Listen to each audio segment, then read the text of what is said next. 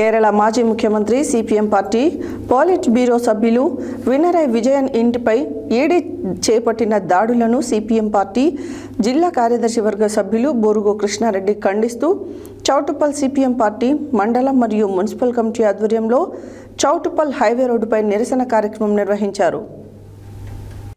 కేరళ మాజీ ముఖ్యమంత్రి CPM party polit bureau సభ్యులు వినరై విజయన్ ఇంటిపై ఈడీ చేపట్టిన దాడులను సిపిఎం పార్టీ జిల్లా కార్యదర్శి వర్గ సభ్యులు బోరుగో కృష్ణారెడ్డి ఖండిస్తూ చౌటుప్పల్ సిపిఎం పార్టీ మండలం మరియు మున్సిపల్ కమిటీ ఆధ్వర్యంలో చౌటుప్పల్ హైవే రోడ్డుపై నిరసన కార్యక్రమం నిర్వహించారు.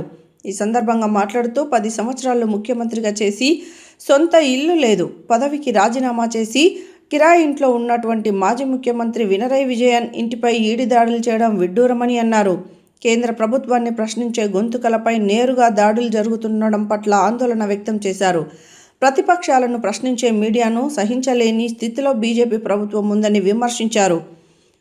కమ్యూనిస్టులు నాటి వీర తెలంగాణ సాయుధ పోరాటాలలో ప్రాణాలను వడ్డినటువంటి చరిత్ర, స్వాతంత్ర పోరాటంలో బ్రిటిష్ వాళ్లతోటి పోరాడిన చరిత్ర నేడు ఈడీ దాడులకు భయపడి ప్రశ్నించే హక్కును కోల్పోయామని అన్నారు.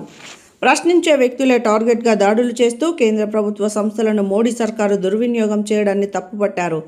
ఈ కార్యక్రమంలో సిపిఎం పార్టీ మండల కార్యదర్శి గంగాదేవి సైదులు, మున్సిపల్ కార్యదర్శి గోషిక కరుణాకర్, సిపిఎం నాయకులు బత్తుల శ్రీశైలం గౌడ్, చీర్క సంజీవరెడ్డి, ఆకుల ధర్మయ్య, బోయ యాదయ్య, అంతటి అశోక్, తూర్పునూరు మల్లేష్, చిరుకు ఈదయ్య, సబ్బడి శ్రీనివాసరెడ్డి, బావుండ్లపల్లి స్వామి, బొడ్డు అంజిరెడ్డి, యాట బాలరాజు, తిగుళ్ల యాదమ్మ, తిగుళ్ల శంకరయ్య, బాలగోని బాలరాజు, మోగుదాల రాములు పాల్గొన్నారు.